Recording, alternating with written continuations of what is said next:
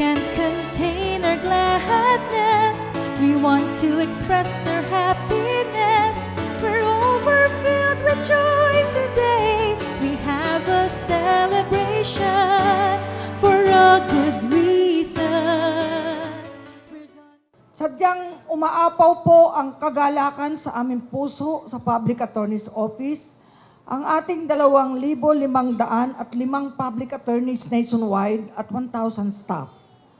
Sapagkat naramdaman namin ang pagkilala ng sambayanang Pilipino sa aming mga pagsisikap, pagtsatsaga na maisulong ang bantayog ng hustisya sa ating bansa.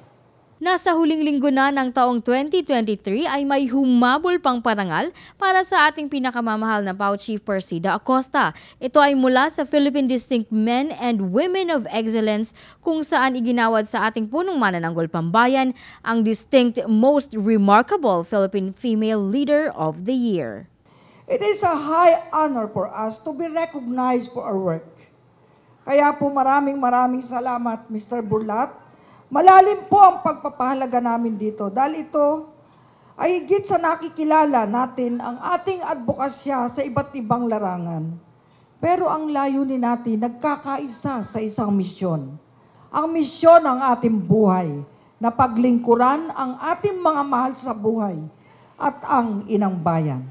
Isang patotoo ng patuloy na pagtitiwala sa serbisyo ng PAO ang milyon-milyon nitong mga kliyente kahit pa noong pananalasa ng COVID-19 pandemic. Noong panahon ng pandemya, hindi po naglikat at nagkulang ang PAO.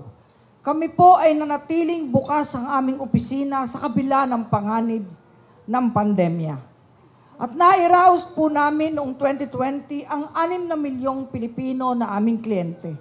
Noong 2021, 9 na milyong Pilipino. At nung nakaraang taon, 12 milyong Pilipino. Ibinahagi ng ating PAO Chief Persida Acosta sa kanyang acceptance speech ang kanyang inspirasyon sa loob ng mahabang panahon ng kanyang pagsiserbisyo sa bayan.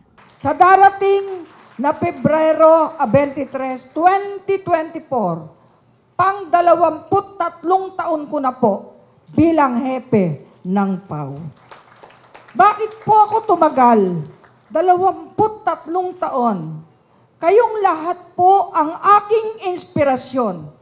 Mga kapatid sa media, mga award-giving bodies, mga magulang, mga anak, lolo, lola, na sa inyong mga ngiti, sa inyong pagbati, punong-puno po ako ng aking lunggati na hanggang sa kahuli-huli ang hibla ng aking buhay, ipaglilingkod ko po ang aking talino't lakas na galing sa Diyos upang maghari ang katotohanan, kapayapaan, kaunlaran, at katarungan sa ating bayan. Mabuhay po tayong lahat. May God bless us all.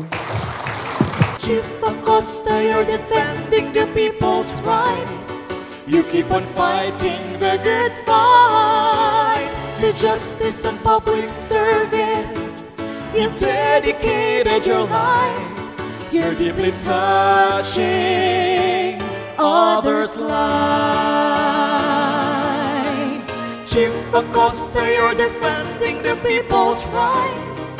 You keep on fighting the good fight, to justice and public service. You've dedicated your life.